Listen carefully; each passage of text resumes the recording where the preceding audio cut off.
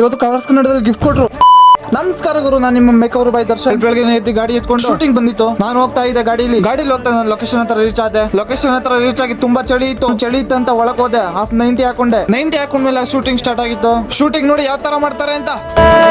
ಒಂದೇ ಒಂದು ಸಲ ಸೋತು ಬಿಡಣಿ, ಒಂದೇ ಒಂದು ಆ ಶೂಟಿಂಗ್ ಮಧ್ಯದಲ್ಲಿ ನಾನು ಒಂದು ವಸ್ತು ನೋಡಿದೆ. ಅದು ಏನು ಅಂತ ನನಗೆ ಗೊತ್ತಾಯ್ತು. ನಿಮ್ಗೆ ಏನಾದ್ರು ಇದೇನು ಅಂತ ಗೊತ್ತಿದ್ರೆ ಕಮೆಂಟ್ ಮಾಡಿ. ಇದನ್ನ ನೋಡ್ಬೇಕಾದ್ರೆ ಕಲರ್ಸ್ ಕನ್ನಡದವರು ಇನ್ವೈಟ್ ಮಾಡಕ್ ಬಂದಿದ್ರು ನಮ್ಮನ್ನ. ಏನು ಅರ್ಥವೇ ಆಗ್ತಿಲ್ವೇ ಈ ಕೇಸು? ಎಳೆ ಮಗು ಆಗಿದ್ದಿದ್ರೆ ಓಕೆ, ಬನ್ನಿ ನಾನು ಅರ್ಥ ಮಾಡಿಸ್ತೀನಿ ನಿಮ್ಗೆ.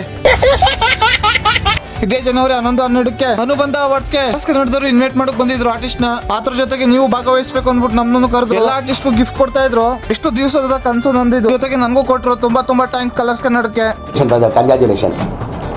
ಸಂಜೆ ಆಯ್ತಾ ಬಂತು. ಪ್ರೊಡಕ್ಷನ್ ಅಲ್ಲಿ ಬಂದ್ ತಿಂದೆ. ಅದಾದ್ಮೇಲೆ ಭಾರ್ಗವಿ ಅಕ್ಕ ನೋಡಿ ಎಲ್ಲಾರ್ಗು ಹಾಯ್ ಮಾಡ್ತಾ ಇದ್ರು. ಹಾಯ್ ಮಾಡ್ತಾ ಶೂಟಿಂಗ್ ಮುಗಿತಾ ಬಂತು. ನೆಕ್ಸ್ಟ್ ವಿಡಿಯೋದಲ್ಲಿ ಸಿಗೋಣ. ಫಾಲೋ ಮಾಡ್ಕೊಳ್ಳಿ, ಸಪೋರ್ಟ್ ಮಾಡಿ ಅಷ್ಟೇ.